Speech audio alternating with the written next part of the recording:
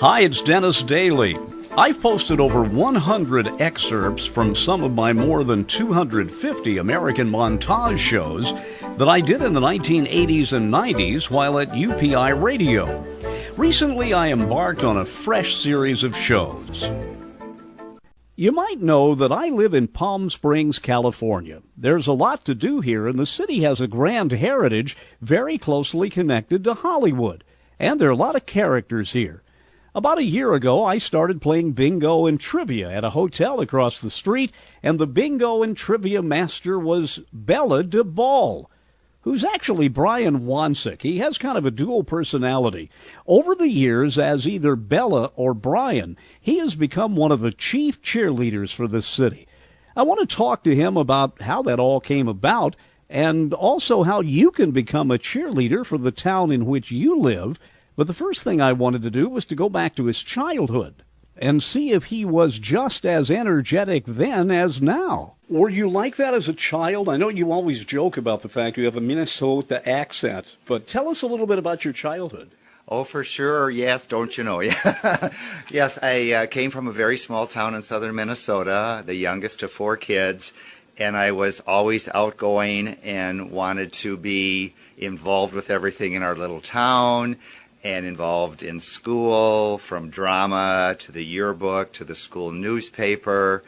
And I think a lot of it was instilled in me from my parents, who were both very active in the community, participated in church organizations, civic organizations, community organizations, volunteered, participated, supported, grew up with a lot of that, and probably was related to half, if not most, everybody around the area. Were you German Lutheran?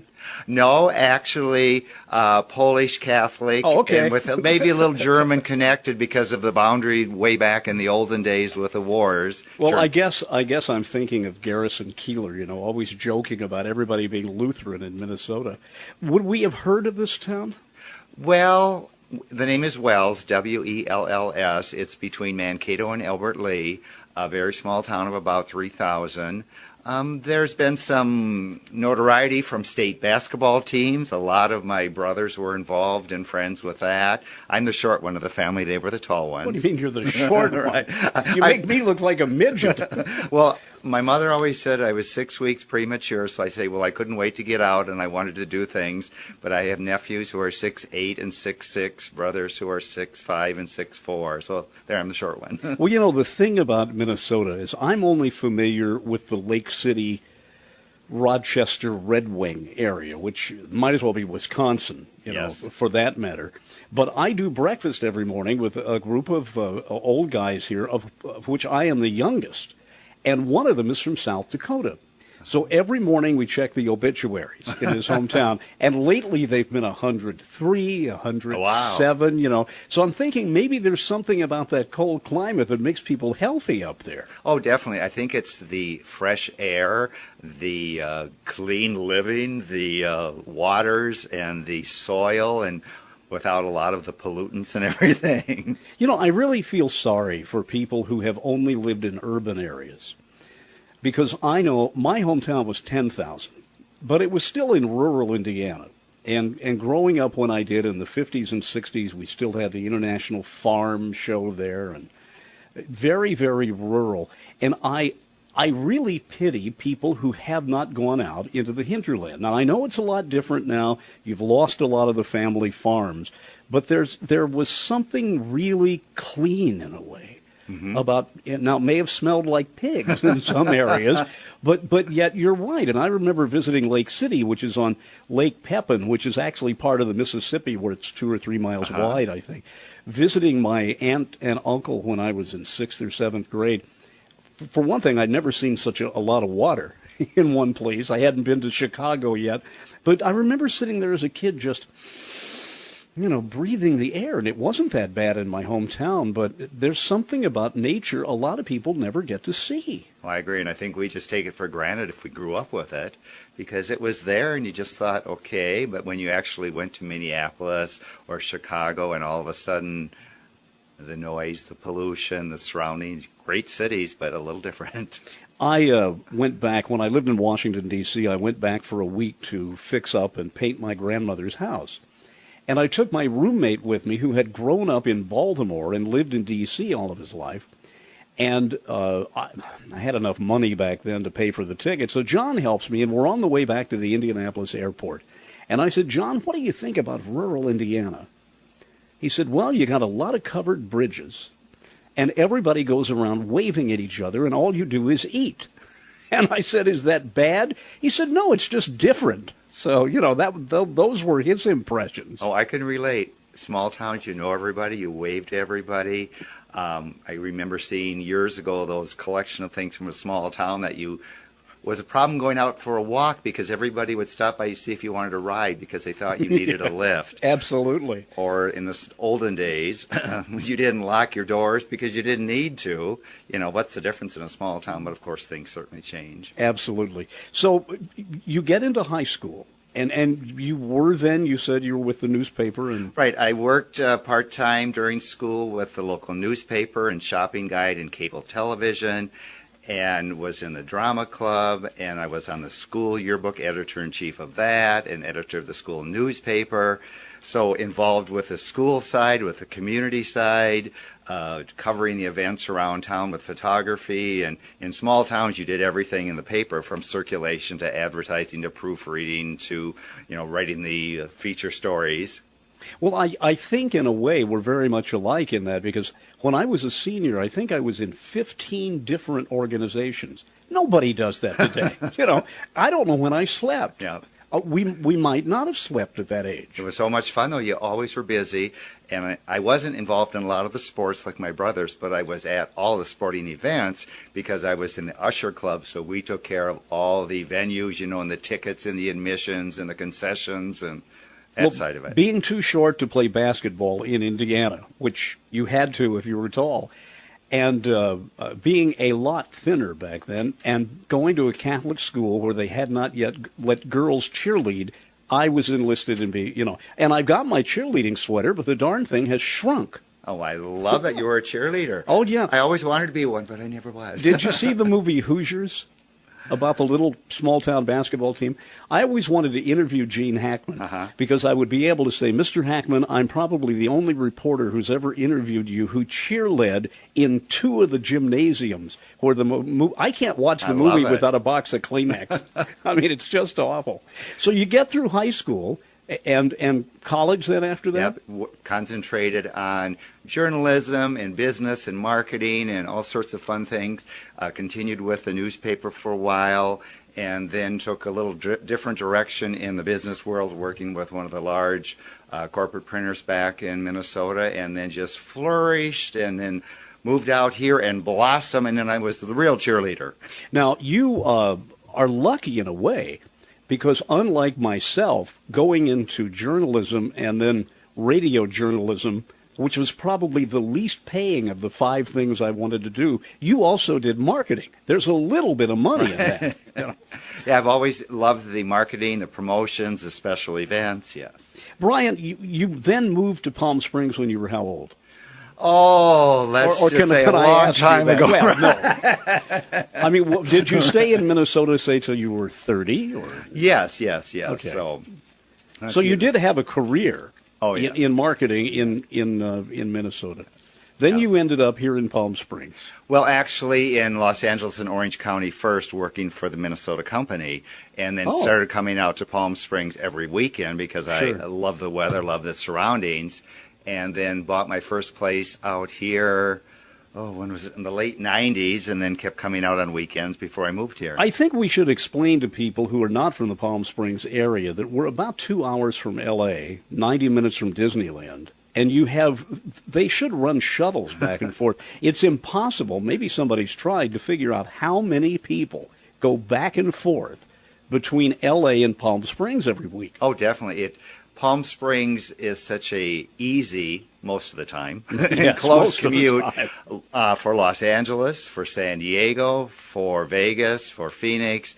But no, the drive Friday night from Los Angeles, it was a habit. You got in the car and just couldn't wait to get out to Palm Springs. And then, of course, Sunday night came around and you'd think, do I really have to go back to Los Angeles? And then eventually made the decision to say, I'm going to be out here full time, all the time, and really concentrate and do what I love doing with the promotions, the special events, and going into my other persona. So there we are. Now, when you drive out here from L.A., there's a point at which a road leaves the interstate to head into Palm Springs, and you actually leave the Sonny Bono Freeway. They've named part of it out here in honor of our late mayor, but it's Highway 111. And I remember when I would come out here, that turnoff was very symbolic. You start getting excited there. Oh, I can relate. Remember that? You turn off to go into Palm Springs. I'm almost there. I'm almost there. Yeah, you saw that Palm Springs sign. You saw the more condensed, smaller road, so you knew I'm getting closer to this little city, the village, as a lot of them call it.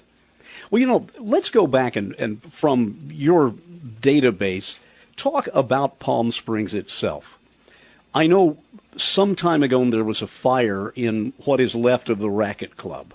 And I did some research, and I found out that in the 30s, after I think it was Ralph Bellamy and Charlie Farrell started this enclave, tennis and other things for wealthy people, that outside of California, the Racket Club pretty well represented Palm Springs. It must have been in Time magazine and Life magazine. A major draw. People would read about it or hear about it and think, oh, wow, someday maybe I'll be able to go to that fabulous resort. And it's funny you mention that, because that is one of the first places that our group of friends actually dressed and went out and sort of were backup singers behind Bijou, who's one of our famous personalities here. Bijou, I think he had a hip replacement. Yes, just recently. Yes. Bijou is in his 80s and was one of the, I guess, best-known international drag queens at one time. And you see photos of him. What's like seeing a photo of you? I'm thinking, that's not really Brian, is it? But I saw some photos Bijou showed me of him in his 30s. Not that he doesn't do it well now, but my Lord. Oh, beautiful. Yeah. Just exquisite, yes. Such a sweetheart, such a wonderful person. And I say that night at the Racket Club, Bijou was performing, and a bunch of us were dressed, and we went behind him on the bamboo room there, and he called us his Bijouettes, and that's kind of where we came from. Can you think of any other city, though, you'd rather be a cheerleader for? I mean, this area, and I don't want to sound like the Chamber of Commerce here, but this area has so many attractions. And, of course, Palm Springs is only one of about 9 cities. Many of them not certainly as glamorous as is Palm Springs, but this is a big area out here. A lot of people call it, the Palm Springs Valley or just Greater Palm Springs. I agree that there are all the cities around, and they all have something to offer. And no matter if you live in any of the surrounding cities, a lot of people always say, oh, you live in Palm Springs, or you're from Palm Springs, because it is such a world-renowned destination, and we just have such a great time here. Answering your question, I love living here. I love being from here. I love being the social ambassador and promoter, for sure. Well, you certainly are, and we might as well talk about your other name, Bella DeBall. When did you come up with that? I think that's one of the most inventive drag names. Not to stop myself here, but I remember the first time I visited here, you may have known the guy. There was a fellow doing drag who weighed maybe 350, who went under the name of Eartha Quake. Oh, I hadn't heard of that one. Yeah, I thought that was one of the great ones. And I wanted to invent not for myself, I certainly wouldn't look good, but a very thin, in-shape drag queen wearing workout clothes and everything called Hissy Fit. There we go. But somebody's probably used that already. Anyway, Bella DeBall. That's a wonderful name. Thank you. The name came from a group of friends that would go out on Friday and Saturday nights. We would have usually between 5 and 10 friends who would dress in drag and go out for dinner and dancing and parties at the Sweetwater Saloon on the north end of Palm Springs, at the Racket Club, at Rainbow, at other facilities and venues and restaurants and clubs and shows around. And we got to the point that one of the managers says, will you do a show at our club? And of course we said, sure. So some of the friends said, well, we need a drag name other than our real name. So we were kind of kicking different things around, and somebody looked at me and they said, you're the life of the party. You're the belle of the ball. You should be Bella DeBall. So that's where it came from. Absolutely. And the Bella the Ball character is interesting because although you're dressed in drag, and I must tell everyone, you're sensationally tall, and you just carry it off well, but you don't camp it up beyond a certain point. The voice doesn't change that much. No. So I don't know whether you would call it two-thirds drag or what. But you're just an interesting character. Oh, gee, thank you. Oh, I'm so shy and quiet. Well, right. yeah. But, right. but don't you find when you affect that persona, as I do when I do a cartoon kind of voice, that you become a lot more over the top than you are really? Oh, that is very, very true. The same with a lot of my friends and other drag personalities around here. By day, they may be an accountant or a librarian or insurance representative, but once they put on that wig and that dress and those high heels, look out, anything goes. This may sound an odd question, but are there any straight guys who do drag? There are a lot. In Really? fact, yes. See, now that shows how little I know. When I lived in Los Angeles, there was a store there, which is still there, in Studio City, and that's one of the first places I went to look for high heels or drag. And it was surprising. They said a lot of their customers, and I think at that time it was over half of them, were straight cross-dressers. And by day, they were truck drivers or whatever other occupation. Sure. And a lot of them just had the desire to dress. They maybe weren't interested in going for another man, but it's just the idea that they wanted to put on makeup and wig and dress and high heel. In fact, at this one business there, you could rent a locker, come in as a man, whether you're straight or gay or bi or whatever, and leave your things there. So maybe you couldn't do it at home or whatever. Oh, that's and then funny. you would be made up and dressed and come out, and here's your new persona. It's sensational. How tall are you without heels? As a boy, almost 6'2". Mm-hmm. And then when I put on, 4 or 5 inch heels and a foot or two of hair, some maybe between 7 and 8 feet. Well, you're massive. When you stand by me, I go, we haven't gotten to how I first met you, but I'll go to where you're doing bingo. I feel like a dwarf because I am kind of anyway, I guess. So you've had that nickname Bella de Ball since L.A. Actually, no, that was in Palm Springs. When I did a little drag in L.A., Halloween shows, rodeo benefits at Oil Can Harry's, and at that time I didn't have a drag name specifically. They would just, he, she, Brian, whatever. Yes. But the drag name really came into existence out here in Palm Springs when we started doing the shows and the events and parties and benefits here. One of the really fun things to watch, and I'll go ahead and explain that I live across the street from a hotel here in Palm Springs called the Ace, which has a lot of events. There must be 200 wealthy, 30-ish people from L.A. over here every weekend. Sometimes I can't sleep because of it. But there's bingo. A game night is Monday nights, and there's bingo and then trivia. And it's so much fun to watch Brian, dressed as Bella, do 2 hours of bingo in a restaurant. And a family will walk in with a 2 or 3-year-old girl, and she'll look at you because she's never seen a drag queen before. And the look on these toddlers' faces, this is something new. What is this? Have you noticed that? Oh, yeah, definite experience and eye-awakening exposure, and very well received for the most part. And usually I will get requests from families and person, straight or gay, may we have a picture with you? May we have a picture? We want to put it on Facebook. We want to show our family, our friends where we were. Well, the fun thing about your character is, and I don't mean to be judgmental here, because I don't editorialize, but so many people I've seen do drag bother me because they're not only over the top, they're a little bit filthier than I like. Now, I'm a very liberal person, but there's a point. But you are avant-garde and funny and provocative without being filthy. Thank you. I appreciate that. And it's hard. It would be hard not to cross that line sometimes, particularly in some audiences. Right. No, I appreciate that. And I know every drag personality or every comedian or every entertainer has their own audience, their own direction, their own thoughts. But I carry that through, too, from bingo, from trivia, from my cabaret variety review shows to, hopefully, daily life. Well, now, you do 2 hours of bingo, and then go next door and do 2 hours of trivia. Correct. And there are weeks that I do very well at trivia. I think I'm the only one-person team many nights. There's a group of guys, there must be 6 of them, who always win.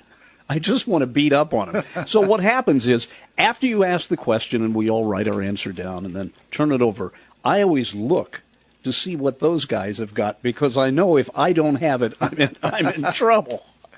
But where do you get, I'm not going to cheat next week, but where do you get the questions? There are some trivia companies that you can subscribe to, and they have the service and, different topics, and there's all sorts of things online and, books and, wherever you want to find things nowadays. There's so much with the online services. Well, trivia is so funny in that about 3 weeks ago, I was severely behind. And then you ask a 5-point question, and it was, what do the letters in Epcot stand for? And I knew it was the Experimental Prototype Community of Tomorrow. So I wrote it down, turned my card over, and I remember you looked at me and go, you got that already? But I was about one of only 2 people who knew it, I think, and I came charging back after that. You had flying colors and answers and celebration. Yeah, but that's the thing about it. As you always say, I'll let you say it, some of the questions are stupid. Some are stupid, some are easy, some are funny, some will make you think, some are hard. It's a mix of anything and everything from around the world, politics, government, TV, movies, song, film, personalities. You never know what it's going to be. It's just a fun night. Well, and there's something else you talk about, and that's the fact that people who are from other countries often don't behave as you think they will, as far as getting the answers right. A lot of times, because we get an international collection of guests at the hotel, it seems like United Nations every week, and sometimes they'll say, oh, we're from England or we're from Spain, so we don't know that much about the U.S. But it's surprising, a lot of these international visitors and guests, which we have all over the Palm Springs area by the thousands, know more about us or as much about us. And a lot of times they don't relate as much to their own country questions because maybe that's not their bag or they don't care for the royal family. They've told me that. I have always thought that we as Americans kind of ram our culture down everybody's throats. I remember the first time I went to London, I come out of Heathrow Airport, and the first thing I saw was a Kentucky Fried Chicken. And I thought, can't these people have their own culture? I mean, what's wrong with them? Also, bingo. Now, some of my listeners know that I write a column every month in a national publication called the Bingo Bugle, which has 57 regional editions of it, called Bob on Bingo. And one of the things I wrote about recently was based upon my experiences at your bingo session, is that it's difficult to find anybody from any part of the world who doesn't know how to play bingo. Oh, that's right. I usually ask that at the beginning to try to explain or help, and I don't think I've ever had someone say, I've never played bingo, or I don't know exactly what it is. Sometimes you have to explain certain games or certain shapes. They don't quite figure out what I'm doing, but the overall theme, it's the card, the numbers, you got it. This will likely mean almost nothing to many people listening, but I want you to tell us a little bit about Linda Gerard. You talk about her a lot. She was the original host of bingo, was she not? Yes. And died several months ago. What was she like? She must have been just a ball of fire. A fabulous personality and entertainer. When the Ace opened over 5 years ago, Linda was hired to be a hostess in the restaurant dining room. And once they found out that she was also a famous professional entertainer, they asked if she would like to be the singing hostess, and then that progressed into bingo.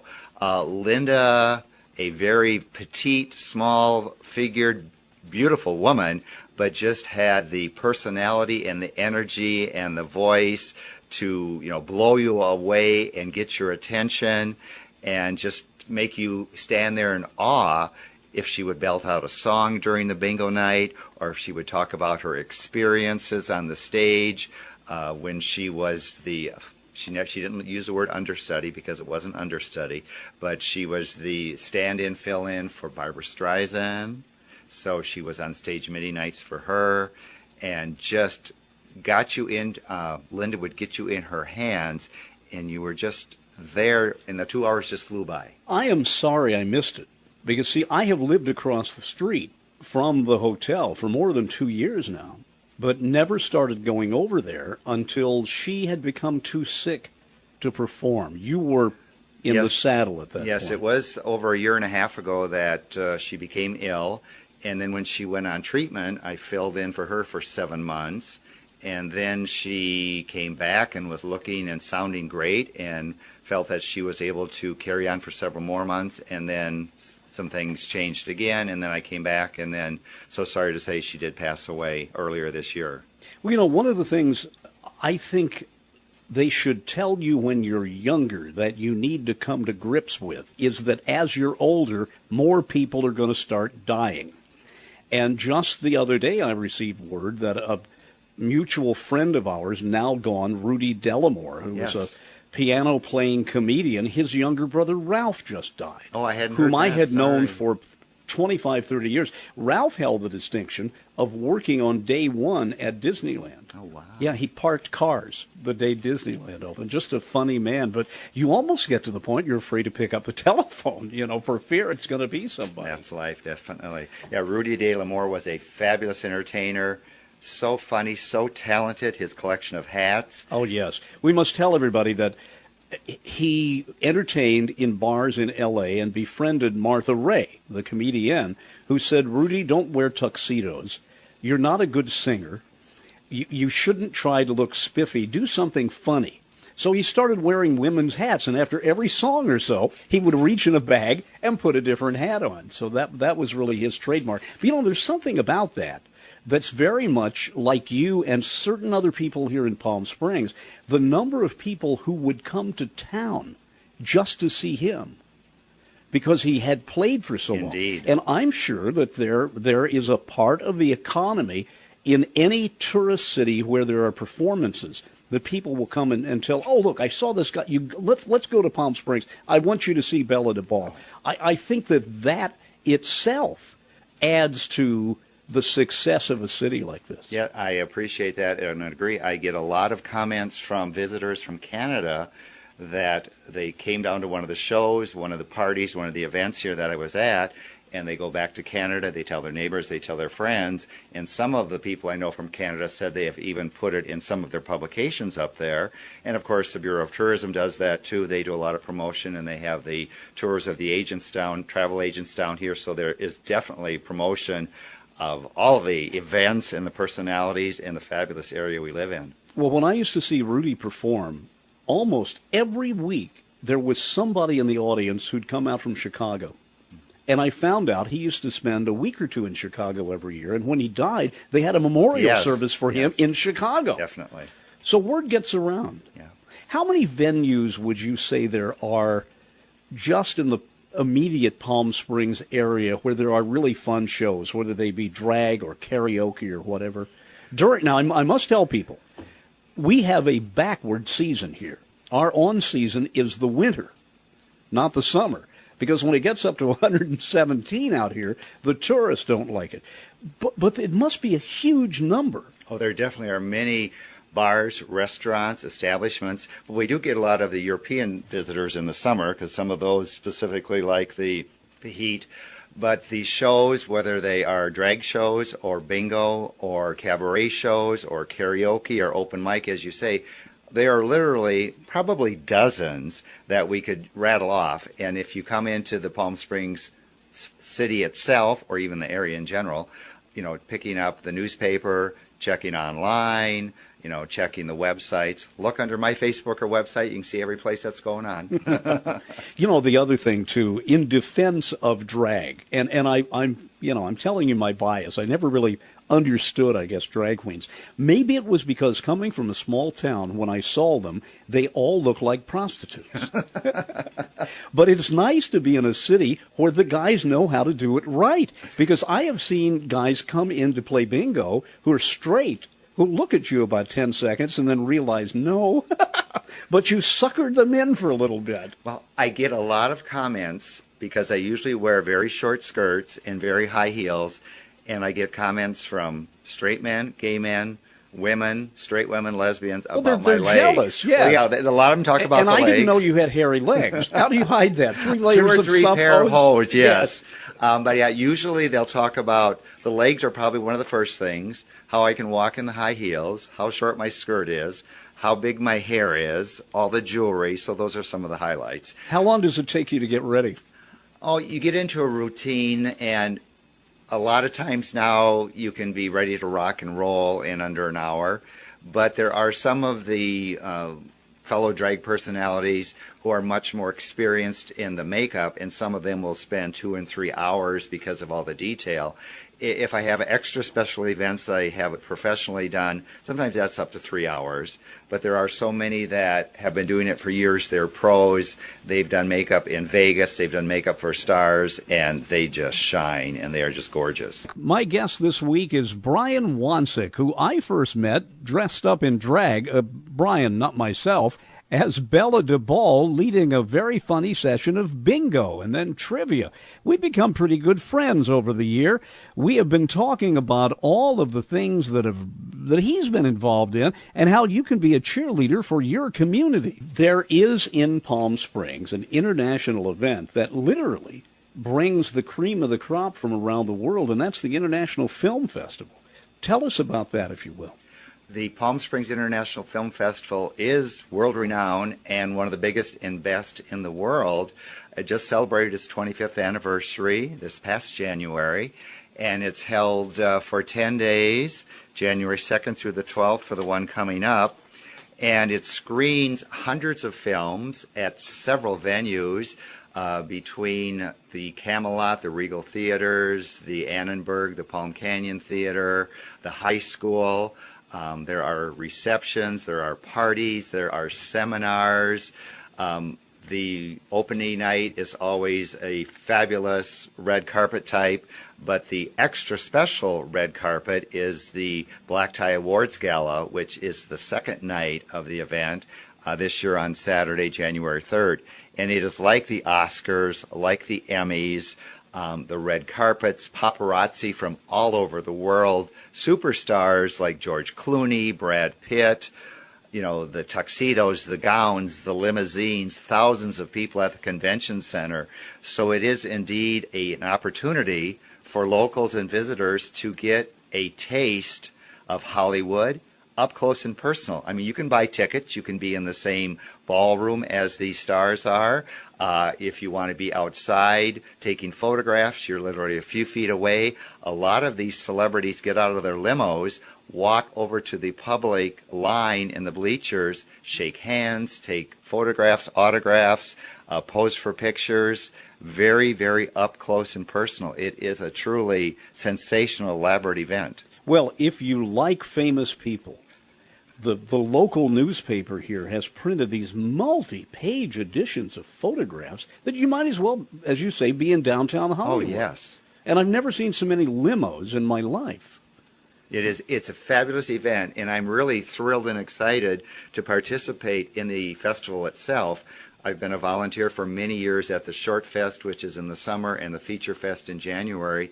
And then at the big Feature Fest in January, I coordinate and work with a lot of the volunteers. So it is a world-class event, just fabulous. The other things, too, is that there are so many charity events here. I must tell people, I mentioned there were a lot of cities, very diverse in a way. In a way, it's a shame that in the 30s they didn't just annex everything and call it Palm Springs. Because if you don't live in the area and you say Palm Springs, people think that it's all Palm Springs. There's a very blue-collar city called Cathedral City where all the car repair shops are.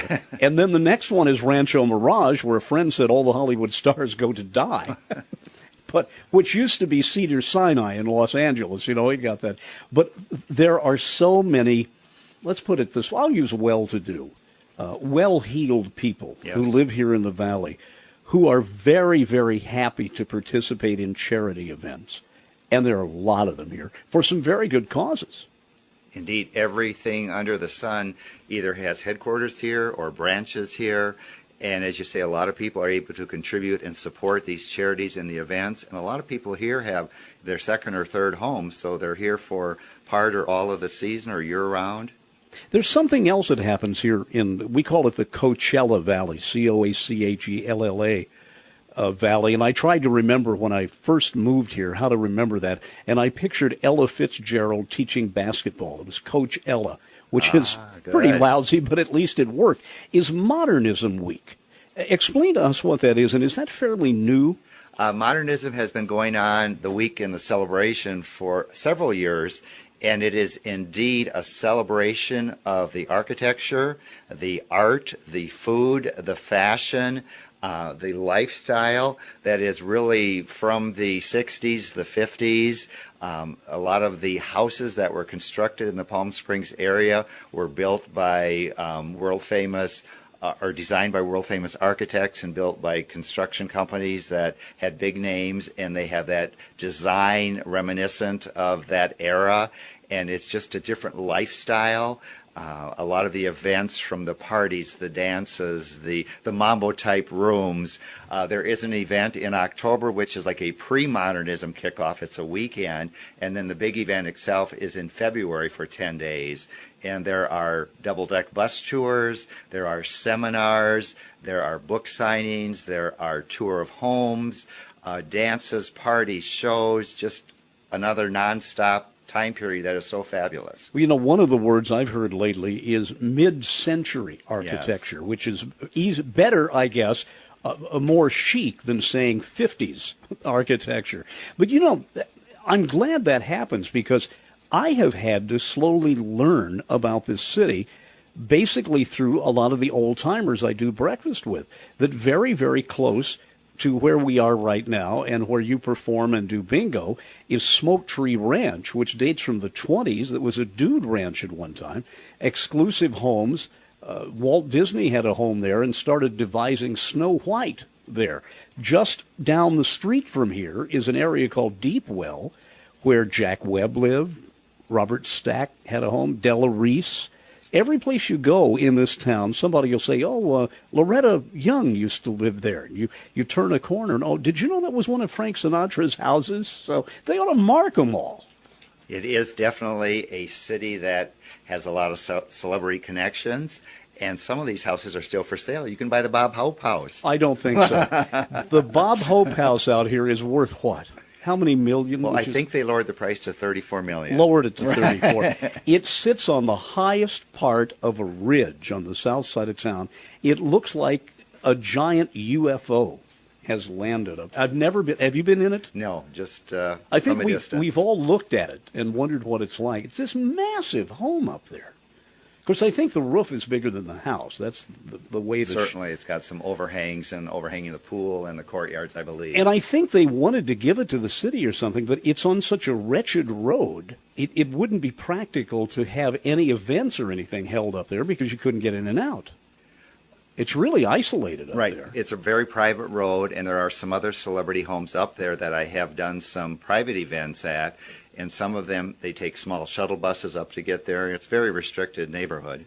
You know, there's someone else who lives not too far from here. If it's on the left side of your computer or your radio, is where Barry Manilow lives. Oh, yes. Although I've never seen him. They say he goes out and eats Mexican food every so often, but I've never run into him. I've seen him at a couple events at some star unveilings that were recently downtown because we have a big walk of stars. Which you are on. Thank you. We'll talk about that in a minute. Yes, close to Rudy De La Moore, too. That's right. Yes, you are. And Carol Channing. Yes. You're all right there together.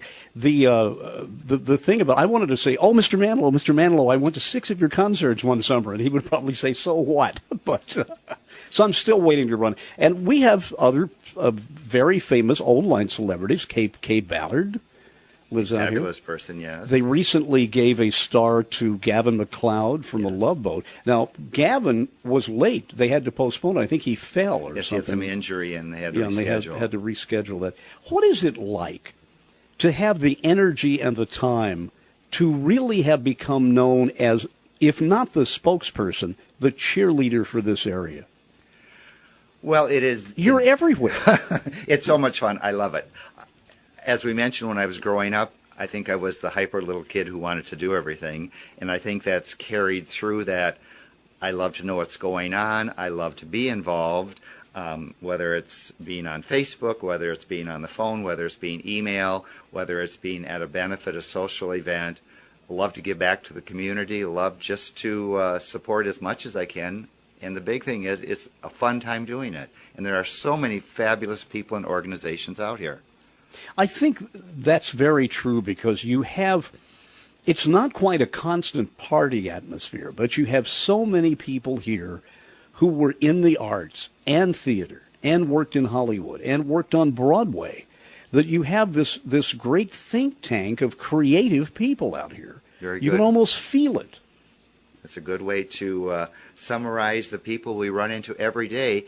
And because it is a very small town, you see these people, walking up and down the street when you're out for lunch, as you said, or dinner. It's not like it's removed and reserved, like you're, 3 miles away and you don't dare touch this or do that. I hear these wonderful stories, and it was before either of us got here, about how there was a time when you would run into Frank Sinatra at the grocery store, or you would see Bob Hope or Red Skelton at the bank. That must have been a great time out here. Yeah, I love hearing that too, and you see that in some of the old books and some of the old photographs. To live in those days would be fabulous. But we'd be a lot older now. Right. That's the only thing. And occasionally at trivia or bingo, you will point somebody out. There's one fellow, I can't remember his name, who must have been in 12 different Broadway musicals. Oh, yes, now Sal. We get fairly retired out here. A lot of visitors to the bingo nights, the trivia nights, the cabaret shows that are international celebrities or performers, some that are still performing out here today. And it's fun to mix and mingle with them. We've done the same thing at some of the productions, like at Rancho Mirage High School when we had the Musical Theater University, and lots of great times involving these people with their experience. There's also something that is the result of that if anybody has ever been to karaoke and spent a night thinking, I should have brought earplugs, that's not the case out here. Some of the finest singers I have ever heard are just ordinary people or retired theater people who just come and do karaoke. I mean, they should almost charge for people to listen out here. It's a beautiful night of music, and to hear some of these people, how professional, how elegant, how fun and fabulous. I agree. Well, I'm a fair to middling singer and not a bad whistler. But I'll tell you, there are certain people at the karaoke where I go twice a week I hate following. I thought, I don't mind being on before they sing. One night, I forget who it was sang, and I got up and I said, when you hear that person sing, they're the quality of Ruth's Chris Steakhouse. And then I said, now we're going to go to McDonald's. It's my turn. Palm Springs also has a really interesting festival of lights in the winter, Christmas parade, fall kind of thing. Yes, it's a fabulous annual event, the first Saturday of every year.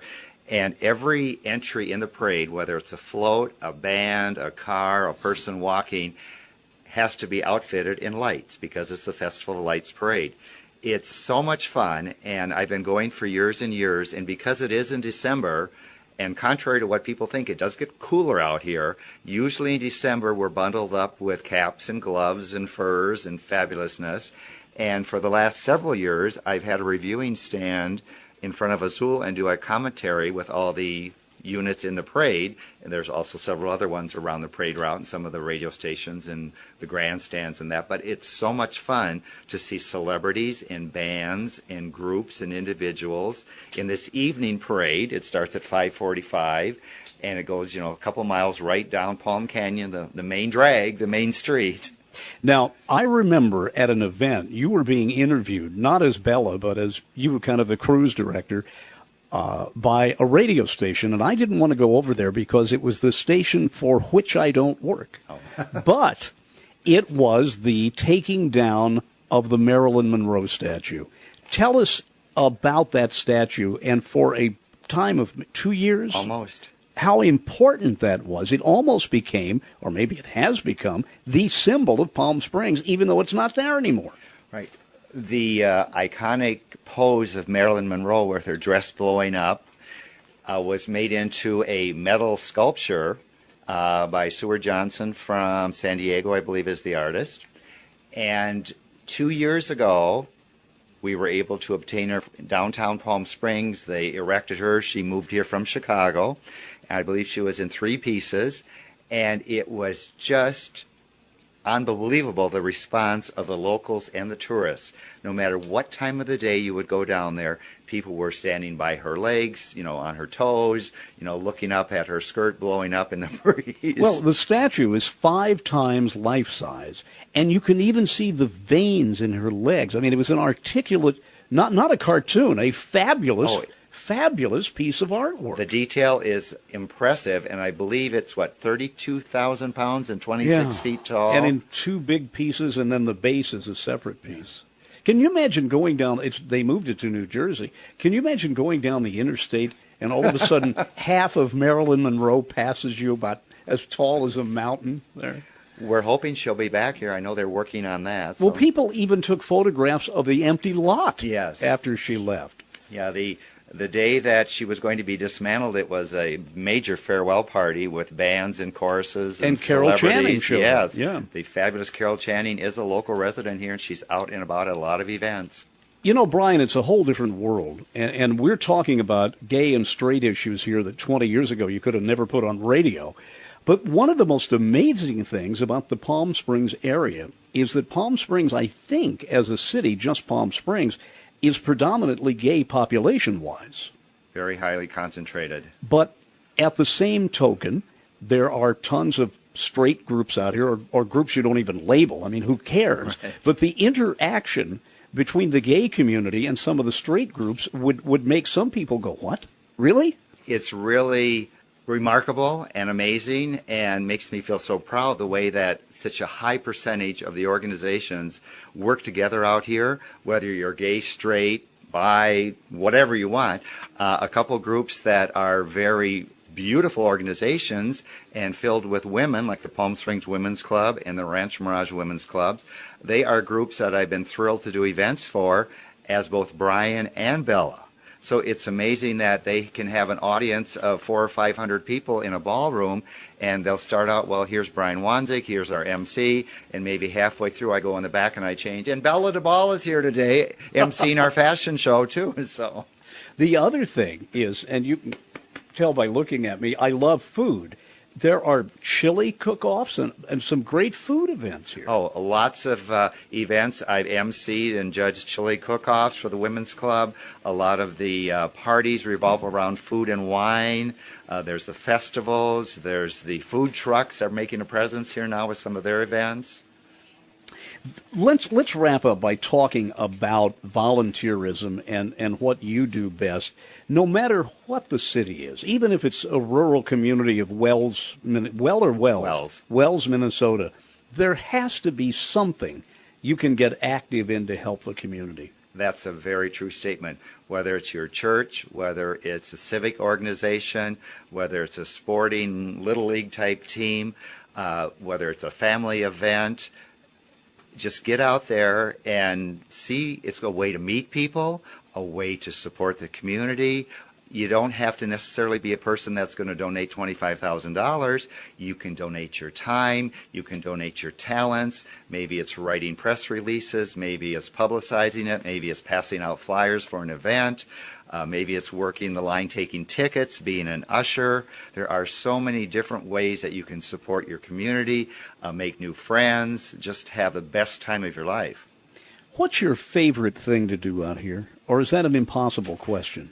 That is really hard to answer. Oh, I know I keep interrupting your answers, but I'm reminded of about 2 months ago where in the room where we play trivia, there had been a beer drinkers convention. Tell us about that night. The reason I thought that is that would be your least favorite moment. Well, at the events, if an organization has been indulging for a lot of the day, having some refreshments, they may not be quite as quiet. Quiet or willing to listen to instructions and participate in the normal flow of the event. So sometimes, you need to have a little more verbal authority and crack the whip a little bit and let them know that the big mouth here is leading the organizational activities today. I felt sorry for you. You're trying to do your regular Monday night trivia, and these yahoos are having a drinking party right in the same room where we're trying to play trivia. Well, that makes it exciting and interesting, to say the least. Yes, it did. All right. The original question was, is there any moment, project, or time that was the most fun for you? Well, I've had dozens and dozens of things that I participated in and love doing. Probably one of the most favorite is when I was able to dress as Bella with my short skirt and high heels and hair, and have my family here, my sister, my brother, my sister-in-law, my partner, my goddaughter, and niece when I received the star on the Walk of Stars downtown, plus hundreds of family and supporters and people around, so it was really extra special. That must have been a nice moment. It indeed was. Yeah. Brian, you're great fun. You do a tremendous amount of good for the community here. And I think we can all learn from you that you got to get out and be a cheerleader and make life and your where you live a little bit better place. Thank you for being here. My pleasure. Go team. Let's go. Yeah. All right. Thank you so much. Can I have my pom-poms back? Yeah. Fabulous. Thank you. My guest this week has been Brian Wanzik from Minnesota originally, who spent a lot of time here in Palm Springs, California, as the city's unofficial cheerleader, whose alter ego is Bella DeBall. Brian proves that doing drag doesn't necessarily have to be a drag. I hope you enjoyed this interview from my new American Montage series. Check out YouTube for more. I'm Dennis Daly.